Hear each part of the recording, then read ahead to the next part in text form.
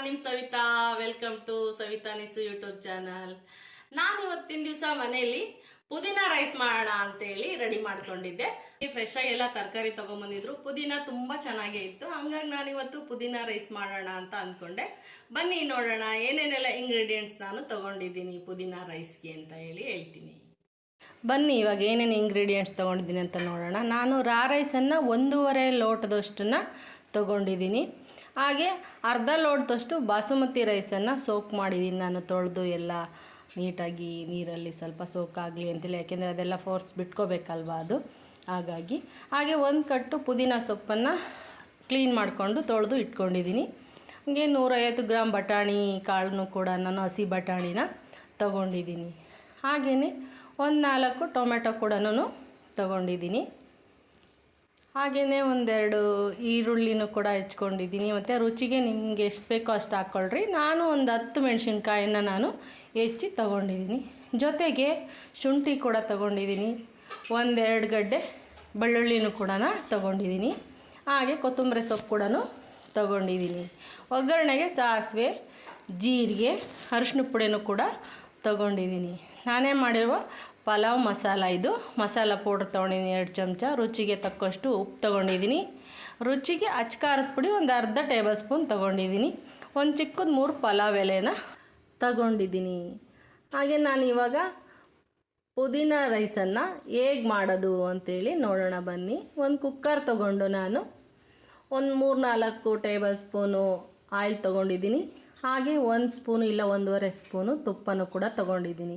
ನಾನು ತುಪ್ಪ ಏನಕ್ಕೆ ತೊಗೊತೀನಿ ಅಂತೇಳಿದ್ರೆ ಸಾಫ್ಟ್ ಆಗುತ್ತೆ. ಪಲಾವು, ವಾಂಗಿಬಾತು, ಬಿಸಿಬೇಳೆ ಬಾತು, ಗೀ ರೈಸು ಅಂಥವಕ್ಕೆಲ್ಲ ನಾನು ತುಪ್ಪ ಬಳಸ್ತೀನಿ. ಹಾಗೆಯೇ ಜೀರಿಗೆ, ಸಾಸಿವೆಯನ್ನು ಹಾಕ್ಕೊಳ್ಳೋಣ. ಪಲಾವ್ ಎಲೆನೂ ಕೂಡ ಹಾಕ್ತಿದ್ದೀನಿ. ಎಲೆಯೊಳಗಿನ ಫ್ಲೇವರ್ನೆಲ್ಲನ ಅದು ಬಿಟ್ಕೊಳ್ಳಿ. ನೆಕ್ಸ್ಟು ನಾನು ಅದಕ್ಕೆ ಕಟ್ ಮಾಡಿರತಕ್ಕಂತಹ ತರಕಾರಿಗಳನ್ನ ಆ್ಯಡ್ ಮಾಡ್ತಾ ಹೋಗ್ತೀನಿ. ಮೊದಲಿಗೆ ನಾನು ಮೆಣಸಿನ್ಕಾಯನ್ನು ರೋಸ್ಟ್ ಮಾಡ್ಕೊತೀನಿ. ಮೆಣಸಿನ್ಕಾಯಿ ಫಸ್ಟು ಫ್ರೈ ಆಗಿ ಎಲ್ಲ ರುಚಿ ಬಿಟ್ಕೊಂಡು ಮೇಲೆ ಬೇರೆ ತರಕಾರಿಗಳು ಹಾಕಬೇಕು. ತಿಂಡಿಗಳಿಗೆ ಸ್ವಲ್ಪ ಅದೇ ರುಚಿ ಕೊಡೋದು. ಫಸ್ಟು ನಾವು ಡೀಪ್ ರೋಸ್ಟ್ ಮಾಡ್ಕೋಬೇಕು ಮೆಣಸಿನ್ಕಾಯನ್ನು. ನಾನು ಈ ಥರ ಕಟ್ ಮಾಡ್ಕೊಳ್ಳೋ ಉದ್ದೇಶನೇ ಮೆಣಸಿನ್ಕಾಯಿ ಬೀಜಗಳು ಎಲ್ಲ ಹೊರಗೆ ಬರಬಾರ್ದು, ಹಾಗೆಯೇ ಫ್ರೈ ಮಾಡಿ ಅದು ಫ್ಲೇವರ್ ಮಾತ್ರ ಬಿಡಬೇಕು ಅನ್ನೋ ಉದ್ದೇಶಕ್ಕೆ ನಾನು 2 ಎಸಳಾಗಿ ಕಟ್ ಮಾಡಲ್ಲ, ದುಂಡು ಕಟ್ ಮಾಡ್ಕೋತೀನಿ. ಹಾಗೆಯೇ 2 ಈರುಳ್ಳಿ ಕಟ್ ಮಾಡ್ಕೊಂಡಿದ್ದನ್ನು ಕೂಡ ನಾನು ಸೇರಿಸ್ತಾ ಇದ್ದೀನಿ. ಇದು ಎರಡನ್ನೂ ನಾನು ಸ್ವಲ್ಪ ಡೀಪಾಗಿ ಫ್ರೈ ಮಾಡ್ತಾ ಇದ್ದೀನಿ. ಹಾಗೆಯೇ ಇದ್ರ ಜೊತೆಗೆ ನಾನು ಟೊಮೆಟೊನೂ ಕೂಡ ಇವಾಗ ಸೇರಿಸ್ತೀನಿ. ಸ್ವಲ್ಪ ಎಣ್ಣೆ ಹಸಿ ವಾಸನೆ ಹೋಗೋ ತನಕ ಸ್ವಲ್ಪ ಮೆಣಸಿನ್ಕಾಯಿ ಈರುಳ್ಳಿನ ಸ್ವಲ್ಪ ಫ್ರೈ ಮಾಡ್ಕೊಳ್ಳೋಣ. ಸ್ವಲ್ಪ ಚೂರು ಕಂದು ಬಣ್ಣಕ್ಕೆ ಬರೋ ತನಕ ಚೂರು ಫ್ರೈ ಮಾಡಿಕೊಂಡು ಆಮೇಲೆ ನಾನು ಟೊಮೆಟೊ ಹೆಚ್ಕೊಂಡಿದ್ನಲ್ಲ, 4 ಟೊಮೆಟೊ ಹೆಚ್ಕೊಂಡಿದ್ದೆ, ಅದನ್ನು ಕೂಡ ಇದ್ರ ಜೊತೆಗೆ ಸೇರಿಸೋಣ ಬನ್ನಿ. ಇವಾಗ ಹಸಿ ವಾಸನೆ ಎಲ್ಲ ಹೋದ್ಮೇಲೆ ನಾವು ಟೊಮೆಟೊನ ಸೇರಿಸ್ಬೇಕು.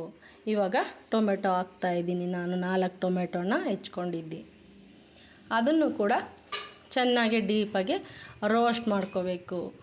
ಅದನ್ನು ಸ್ವಲ್ಪ ಫ್ರೈ ಮಾಡ್ಕೊತ, ಟೊಮೆಟೊ ಏನಪ್ಪ ಅಂತೇಳಿದ್ರೆ ಬೇಗ ಯಾವುದಕ್ಕೆ ಅದು ಬಗ್ಗುತ್ತೆ ಅಂತೇಳಿದ್ರೆ, ಕರಗಿ ಬೇಯುತ್ತೆ ಅಂದರೆ ಸ್ವಲ್ಪ ಅರಿಶಿನ ಪುಡಿ, ಉಪ್ಪನ್ನು ಹಾಕಬೇಕು. ಉಪ್ಪನ್ನು ನಾನು ಫುಲ್ಲೆಲ್ಲ ಹಾಕೋಲ್ಲ, ಸ್ವಲ್ಪ ಕೂಡ ಹಾಕ್ಕೊತೀನಿ ಇವಾಗ. ಆಮೇಲೆ ರುಚಿಗೆ ಎಷ್ಟು ಬೇಕೋ ಅಷ್ಟನ್ನು ಕೊನೆ ಸಾರಿಗೆ ಹಾಕ್ಕೊತೀನಿ. ಯಾಕೆಂದರೆ ಟೊಮೆಟೊ ಸ್ವಲ್ಪ ಸ್ಮ್ಯಾಶ್ ಆಗಲಿ, ಚೆನ್ನಾಗಿ ಬೆಂದ್ಕೊಳ್ಳಿ ಅಂತೇಳಿ ಸ್ವಲ್ಪ ಅರಿಶಿನ ಉಪ್ಪನ್ನು ಸೇರಿಸಿದ್ದೀನಿ. ಹಾಗೆಯೇ ಬಟಾಣಿನೂ ಕೂಡ ನಾನು ಸೇರಿಸ್ತಾ ಇದ್ದೀನಿ. ಅವಷ್ಟನ್ನು ನಾವು ಡೀಪಾಗಿ ಫ್ರೈ ಮಾಡೋಣ ಬನ್ನಿ. ಅದ್ರಾಗಿನ ನೀರಿನಾಂಶ ಎಲ್ಲ ಹೋಗಿ ಚೆನ್ನಾಗಿ ಫ್ರೈ ಆಗಬೇಕು ಇದು. ಹಾಗೆಯೇ ಸ್ವಲ್ಪ ಕೈ ಆಡಿಸ್ತಾ ನಾವು ಫ್ರೈ ಮಾಡ್ಕೋಬೇಕು. ತುಂಬ ಚೆನ್ನಾಗಿರುತ್ತೆ ಪಲಾವ್, ಪುದೀನ ಪಲಾವ್. ಏನು ಇದಕ್ಕೆ ಬೇರೆ ತರಕಾರಿಗಳನ್ನ ನಾನು ಹಾಕ್ತಾಯಿಲ್ಲ. ಹಾಗೆ ಬಾಸುಮತಿ ರೈಸನ್ನು ನಾನು ಸೋಕ್ ಮಾಡಿ ಇಟ್ಕೊಂಡಿದ್ದೆ, ಅದನ್ನು ಕೂಡ ಹಾಕ್ತಾಯಿದ್ದೀನಿ. ಅದಾದಮೇಲೆ ಮತ್ತೆ ಮಾಮೂಲಿ ರೈಸನ್ನು ತೊಳೆದು ಅದಕ್ಕೆ ಸೇರಿಸ್ತಾ ಇದ್ದೀನಿ. ಅದ್ರ ಜೊತೆಗೆ ನಾನು ಎಲ್ಲ ಮಸಾಲೆಗಳನ್ನು ಒಟ್ಟಿಗೆ ಒಂದ್ರ ಮೇಲೊಂದು ಹಾಕೋತಾ ಇದ್ದೀನಿ. ಬೆಳ್ಳುಳ್ಳಿ, ಶುಂಠಿ, ಮತ್ತು ಅಚ್ಕಾರದ ಪುಡಿ, ಮಸಾಲ ಪುಡಿ, ಇದು ಎಲ್ಲನೂ ಉಪ್ಪು ರುಚಿಗೆ ಎಷ್ಟು ತಗೊಂಡಿದ್ವೋ ನಾವು ಉಪ್ಪು ಖಾರದ ಪುಡಿ ಮಸಾಲ ಪೌಡ್ರು ಎಲ್ಲನೂ ಒಟ್ಟಿಗೆ ಸೇರಿಸ್ತಾ ಇದ್ದೀನಿ. ಹಾಗೆಯೇ ಅದೆಲ್ಲ ಹಾಕಿದ ನಂತರ ನಾವು ಫ್ರೈ ಮಾಡಬೇಕು ಎಲ್ಲನೂ. ಅದು ಅಕ್ಕಿಗೆ ಎಲ್ಲ ನೀಟಾಗಿ ಹೊಂದ್ಕೋಬೇಕು. ಆ ಥರ ಎಲ್ಲ ಫ್ರೈ ಮಾಡಿಕೊಂಡು ನಾವು ಚೆನ್ನಾಗಿ ಎಣ್ಣೆ ಒಳಗೂ ಕೂಡ ಫ್ರೈ ಆಗಬೇಕು. ಅದು ಕುಕ್ಕರೆಲ್ಲ ತಳ ಡ್ರೈ ಆಗಬೇಕು. ಆ ಥರ ನಾವು ಅದನ್ನು ಚೆನ್ನಾಗಿ ಫ್ರೈ ಮಾಡಿಕೊಂಡ್ರೆ ನಮಗೆ ಪಲಾವು ತುಂಬ ಚೆನ್ನಾಗಿ ಸಾಫ್ಟಾಗಿ ಉದುರಾಗಿ ಚೆನ್ನಾಗಿ ಬರುತ್ತೆ. ನೀಟಾಗಿ ಮಿಕ್ಸ್ ಆಗಿರುತ್ತೆ ಎಲ್ಲ ಮಸಾಲೆಗಳೂ ಕೂಡ.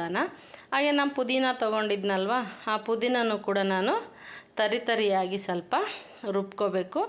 ಎಲೆ ಮಿಕ್ಸಿ ಜಾರಿ ನೀಟಾಗಿ ಸಿಗಲಿಲ್ಲ, ಹಾಗಾಗಿ ಸ್ವಲ್ಪ ನಾನು ನೀರು ಹಾಕ್ಕೊಂಡು ರುಬ್ಕೊತಾ ಇದ್ದೀನಿ.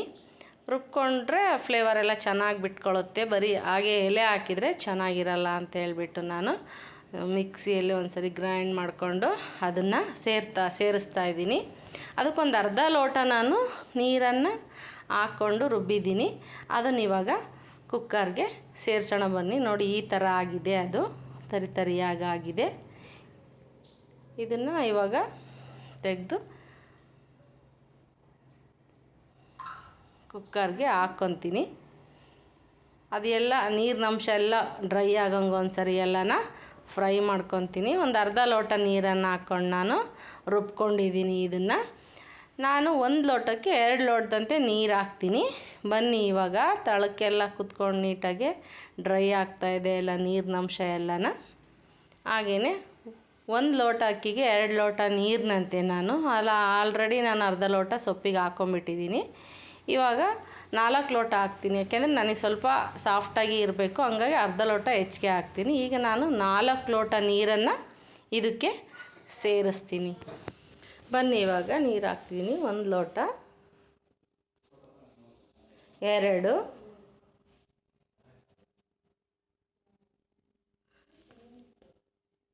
3, 4 ಲೋಟ ನಾನು ಹಾಕಿದ್ದೀನಿ ನೀರನ್ನು. ಎಲ್ಲ ನೀಟಾಗಿ ಅದನ್ನೆಲ್ಲನೂ ಒಂದ್ಸರಿ ಎಲ್ಲ ಮಿಕ್ಸ್ ಮಾಡಿ, ತಳ ಎಲ್ಲ ಇಟ್ಕೊಂಡಿರುತ್ತೆ, ಡ್ರೈ ಆಗಿರುತ್ತಲ್ವ, ಅದನ್ನೆಲ್ಲ ನಾವು ನೀಟಾಗಿ ಮಿಕ್ಸ್ ಮಾಡಿ ಒಂದ್ಸರಿ ಎಲ್ಲ ಸ್ಪ್ರೆಡ್ ಮಾಡಿಕೊಂಡು ನೀಟಾಗಿ ಆಮೇಲೆ ನಾನು ಕುಕ್ಕರ್ ಲಿಡ್ಡನ್ನು ಕ್ಲೋಸ್ ಮಾಡ್ತಿದ್ದೀನಿ. 2 ಕೂಗನ್ನು ನಾನು 10 minutes later. ಇವಾಗ ಕುಕ್ಕರು ತಣ್ಣಗಾಯಿತು. ಓಪನ್ ಮಾಡಿ ಸ್ವಲ್ಪ ಕೊತ್ತಂಬರಿ ಸೊಪ್ಪನ್ನೆಲ್ಲ ಅದಕ್ಕೆ ಸೇರಿಸ್ಕೊಂಡು ನಾನು ಎಲ್ಲ ಮಿಕ್ಸ್ ಮಾಡ್ಕೊತೀನಿ. ನೋಡಿ ಹೇಗೆ ಬಂದಿದೆ ಅಂತ, ಸಾಫ್ಟಾಗಿ ಬಂದಿದೆ. ಆರಿದರೆ ಇದು ಉದುರಾಗಿ ಚೆನ್ನಾಗಾಗುತ್ತೆ. ಬನ್ನಿ ನೋಡಿ ಔಟ್ಲುಕ್ ಹೇಗೆ ಬಂದಿದೆ ಅಂತ. ಬನ್ನಿ ನೋಡೋಣ ಇವಾಗ ಟೇಸ್ಟ್ ಹೆಂಗೆ ಬಂದಿದೆ ಅಂತ ಹೇಳಿ ನೋಡೋಣ.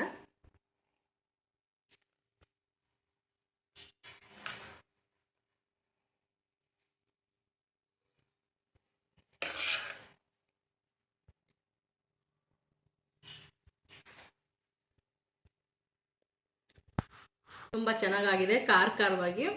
ಪುದೀನ ನಾವು ಗ್ರೈಂಡ್ ಮಾಡಿ ಹಾಕಿರೋದ್ರಿಂದ ಫ್ಲೇವರು ತುಂಬ ಚೆನ್ನಾಗಿ ಸಿಗುತ್ತೆ ಬಾಯಿಗೆ ಎಲ್ಲನೂ. ತುಂಬ ಚೆನ್ನಾಗಿದೆ.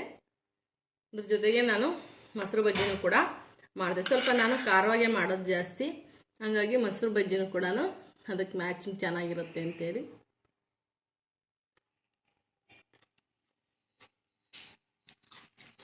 ತುಂಬ ಚೆನ್ನಾಗಿದೆ, ಮಾಡ್ಕೊಂಡು ನೋಡಿ, ತುಂಬ ಚೆನ್ನಾಗಿ ಬರುತ್ತೆ, ತುಂಬ ಚೆನ್ನಾಗಾಗಿದೆ. ಹಾಗೆ ನೀವೂ ಕೂಡ ಪುದೀನ ಫ್ರೆಶ್ ಆಗಿದ್ದಾಗ ತಗೊಂಡು ಬಂದು ಮಾಡ್ಕೊಳ್ಳಿ, ತುಂಬ ಚೆನ್ನಾಗಿ ಅನಿಸುತ್ತೆ ತಿನ್ನೋದಕ್ಕೂ ಕೂಡ. ಹಾಗೆ ಎಲ್ಲ ನನ್ನ ವಿಡಿಯೋಗಳನ್ನು ಲೈಕ್ ಮಾಡಿ, ಪೂರ್ತಿ ನೋಡೋದಕ್ಕೆ ಟ್ರೈ ಮಾಡಿ, ಹಾಗೆ ಶೇರ್ ಕೂಡ ಮಾಡಿ, ಸಬ್ಸ್ಕ್ರೈಬ್ ಕೂಡ ಮಾಡ್ಕೊಳ್ಳಿ, ಸಪೋರ್ಟ್ ಮಾಡಿ. ಬಾಯ್, ಮತ್ತೆ ಸಿಗೋಣ.